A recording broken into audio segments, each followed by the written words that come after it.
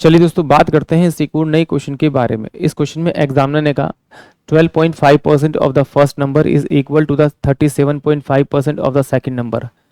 If the second number is subtract from the first number the result is 1428 dot find the sum of two numbers, यानी कि दो number का सम आपको बताना है। तो चलिए आइए सॉल्व करते हैं इस क्वेश्चन को।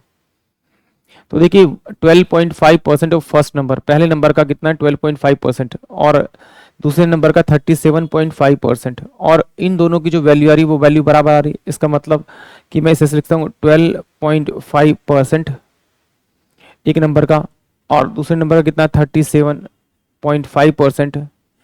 ये दोनों क्या होंगे, बराबर होंगे, बराबर होंगे, इन दोनों के बीच में कोई डिफरेंस नहीं होगा, यानी जीरो डिफरेंस होगा। तो अगर इस टोटल में से इसको माइनस कर दूं तो मेरे पास में कितना का 37.5% आ जाएगा। इसमें से इसको माइनस करूंगा तो मेरे पास में कितना का 12.5% हो जाएगा।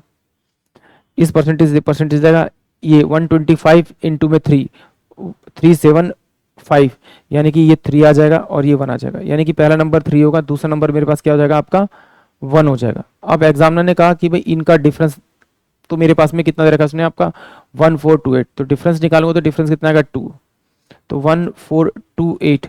इस 2 को मुझे 1428 बनाना, तो किससे मल्टीप्लाई करना पड़ेगा 714 से।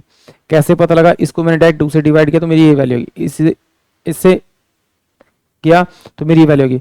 अब मुझे निकालने के लिए बोला एग्जाम में सम, तो इन दोनों का सम कर दो, सम मेरे पास में 4 आएगा। तो इसी नंबर को आप इससे मल्टीप्लाई कर दीजिए, जैसे मल्टीप्लाई करेंगे तो ये आपके पास में 28 और 56 आ जाएगा, यानी कि ऑप्शन जो आपके पास में ई होगा वो इस क्वेश्चन के लिए करेक्ट होगा।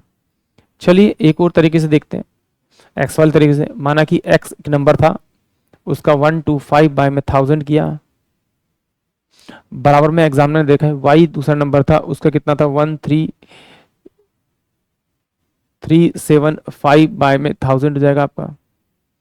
इससे बराबर वाली वैल्यू कट जाती है, ये 3 पर जाएगा आपका, तो ये x बराबर में 3y हो जाएगा।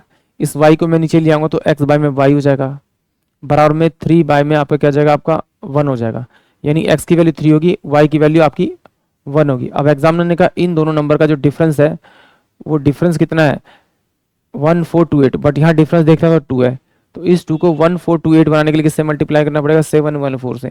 जिससे इसे मल्टीप्लाई किया उसी से इसके सम को मल्टीप्लाई कर दीजिए, आपको आपका आंसर मिल जाएगा। तो ये हो जाएगा आपका 2856, यानी कि ऑप्शन जो मेरे पास में ई होगा वो इस क्वेश्चन के लिए करेक्ट होगा। आई होप आप सभी क्वेश्चन समझ में आया होगा।